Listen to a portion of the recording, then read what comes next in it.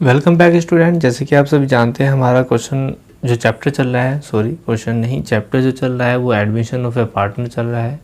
और जो भी क्वेश्चन चल रहे हैं फुल फ्लैश चल रहे हैं, जो सबसे सारे इनके अंदर चीज़ें आ गई हैं, हमें फुल क्वेश्चन करना है। और यही एग्जाम वे पॉइंट से, चाहे वो जनरल एंट्री हो, चाहे prepare of revaluation account, partners capital account और कैश अकाउंट हो। बैलेंस शीट तो इस बार नहीं है, लेकिन मैं बैलेंस शीट आपको बनानी सिखा दूंगा, जैसे मैंने आपसे प्रॉमिस किया था। फिर भी मैं आपको लास्ट क्लास में ये भी कहा था कि मैं आपको बैलेंस शीट आगे की क्लास में नहीं कराऊंगा, आपको खुद करनी है। फिर भी मैं इस क्वेश्चन के लिए आपके लिए 7 बैलेंस शीट बनाऊंगा। आगे से हम सिर्फ एक कैश अकाउंट बनाएंगे, बैलेंस शीट नहीं बनाएंगे, आप जरूर बनाएंगे। अच्छा, बात करते हैं क्वेश्चन नंबर 63 की। आपके बुक में क्वेश्चन नंबर 63 है, श्याम, संजय और पार्टनर। तो ये बेटा दो पार्टनर थे, श्याम और संजय, और मैंने फॉर्मेट पहले ड्रॉ कर लिया है।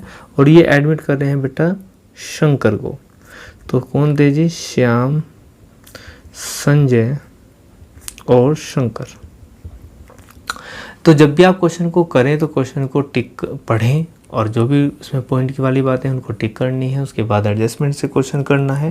तो क्वेश्चन नंबर 63 में कहा है सबसे पहले बेटा, श्याम, संजय और partner in business sharing profit and losses in the ratio of 2:3। Their balance sheet as at 31 March 2020। Sundry creditors capital account. तो सबसे पहले हम यहाँ पे ले देते हैं बाय बैलेंस BD। ये है बेटा 34,050 और इसकी भी है बेटा 34,050। शंकर का तो कोई पुराना बैलेंस है ही नहीं। और कैश एसेट साइड में पढ़ते हैं, cash in hand, cash at bank, sundry debtors, stock, furniture और बिल्डिंग। ये चीज़ें गिवन है, यहाँ पर भी कोई ऐसी चीज़ नहीं है जो पार्टनर्स कैपिटल अकाउंट में ट्रांसफर होने की है।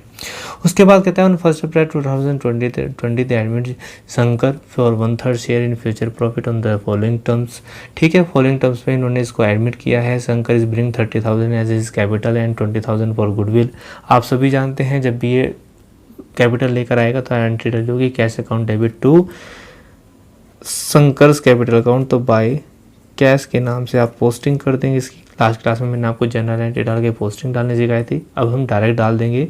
तो कितने की लेकर आया बेटे वो कैपिटल? वो लेकर आया कैपिटल 30,000 रुपये की, और कह रहा है and 20,000 as goodwill which is retain in the business. ठीक है, गुडविल भी लेकर आया, यानी कैश अकाउंट डेबिट टू, यानी कि आप जब यहाँ पर कैश बैलेंस शीट में कैश लिख पा रहे होंगे, इसमें लिख रहा है 710 रुपये का कैश। तो इस 710 रुपये में आप ऐड कर देंगे बेटा 30,000 एज इस कैपिटल के और 20,000 गुडविल के।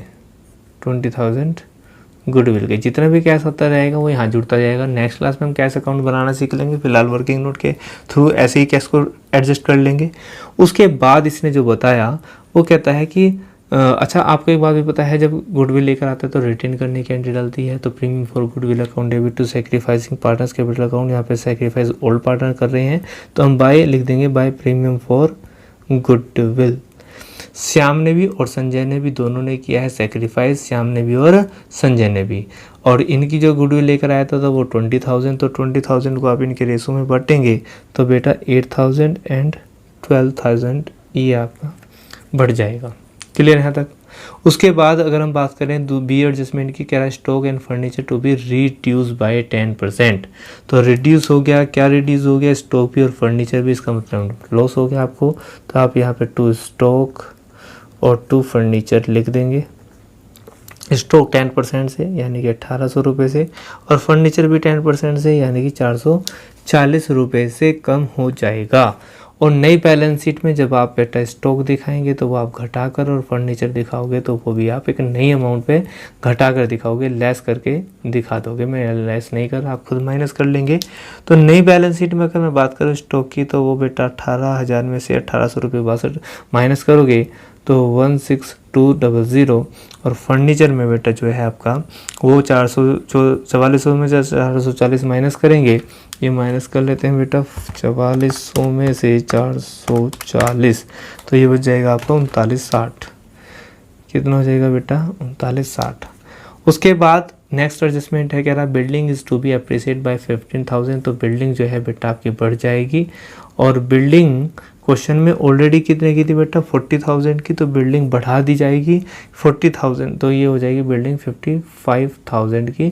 और ये आपको प्रॉफिट हो गया तो आप यहाँ पे लिख दोगे बाय बिल्डिंग, बाय बिल्डिंग 15,000 से बढ़ गई तो यहाँ पर फ़ायदा ही आएगा सिर्फ, जितने से बढ़ी 15,000 रुपये से। उसके बाद कहता है provision of doubtful debts on Sunday debtor create करना है 5%। यहाँ पे डेटर्स नहीं थे तो यहाँ पे डेटर्स हैं हमारे पास।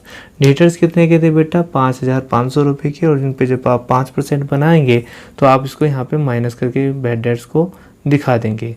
ये हो जाएगा 5% बेटा आपका 275 रुपये, और 5500 में से 275 जाएंगे तो ये बचेगा बेटा 5225, और ये आपका नुकसान हो जाता है तो टूल लिखेंगे प्रोविज़न फॉर बैड डेट्स 275 रुपये।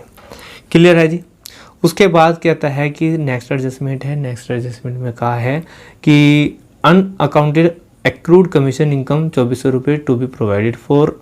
अब ये प्रोवाइड किए हैं तो ये भी आपका फ़ायदा है बाय, और कह रहा है a debtor whose dues of 8,400 were written off as bad debts paid 50,000, ये अलग है। तो आप यहाँ पे by accrued commission, accrued commission लिख देंगे कितने का जी? 2400 रुपये का, और एसेट्स बनेगी आपकी एक्रूड कमीशन 2400 रुपये का। उसके बाद इसी के अंदर एक एडजस्टमेंट है, कह रहा है a debtor whose dues of 4,800 were written off as bad debts paid 50,000 in settlement. तो ये आपका फ़ायदा हो गया, पेड कर दिया इसने। तो by provision by bad debts recover कितना है? 50%, यानी कि 2400 रुपये रिकवर हुए हैं, अर्थात 50%। जी हाँ। और क्या हुआ है बेटा? ये कैश में जुड़ जाएंगे 2400 रुपये, क्योंकि उसने हमें पेड कर दिए हैं। कहता है रिटर्न ऑफ, कहता है हुज ड्यूज ऑफ, जी हाँ, सेटलमेंट हो चुका है। उसके बाद कह रहा है एफ एडजस्टमेंट में आउटस्टैंडिंग रेंट वॉज 4800 का आउटस्टैंडिंग रेंट हो गया है। तो बेटा ये आपकी एक लाइबिलिटीज इंक्रीज हो गई है, तो आउटस्टैंडिंग रेंट आपका एक तरह से नुकसान हो गया है, तो आप 4800 को यहाँ पे लिख देंगे। सिमिलरली यहाँ पे लिख देंगे टू आउटस्टैंडिंग रेंट कितने का? 4800 का। सारी एडजस्टमेंट पूरी हो चुकी हैं। आप क्या करेंगे? सीधा रिवैल्यूएशन का आंसर निकाल देंगे। प्रॉफिट आएगा तो इधर, लॉस आएगा तो इधर ट्रांसफ़र करेंगे। यहाँ पे हम कैपिटल अकाउंट लिखेंगे, श्याम की भी, संजय की भी और शंकर की भी, तीनों की लिख के यहाँ पे टोटल कर देंगे और बाहर निकाल देंगे।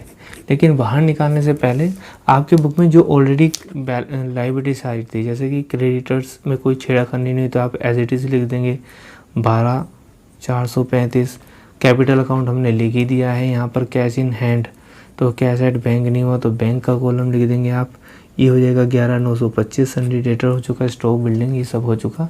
टोटल करेंगे आपका आंसर मैच हो जाएगा। तो ये आपको टोटल खुद करना है।